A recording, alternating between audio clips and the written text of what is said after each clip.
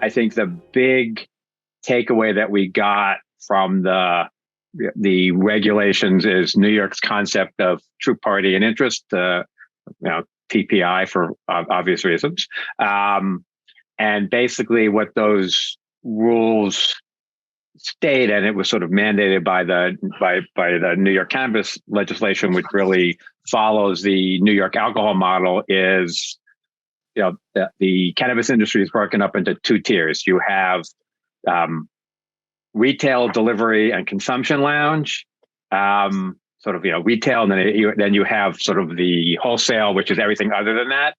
And you cannot have ownership or interest in more than one tier. So obviously no crossover stock ownership, but it extends to anything that they deem to be, some type of control or influence. So you can't have shelf stocking agreements with the dispensary if you're a brand. If you're a landlord, there are limits in terms of rev share and the like, and so it gets fairly complicated fairly quickly. There are some de minimis exceptions for service providers and ancillary services, but there is, in theory, zero cross ownership. So, if you owned one share of, or 0.1% of a dispensary, you could not have any ownership at the, at a cultivation.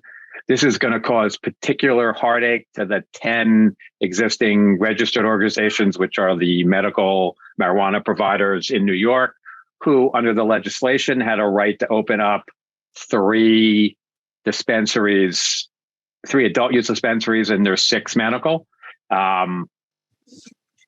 If they so choose to open up 3, then they can't provide their own product, right? It'd have to come from somewhere else. And in fact, if they have, if these entities have out-of-state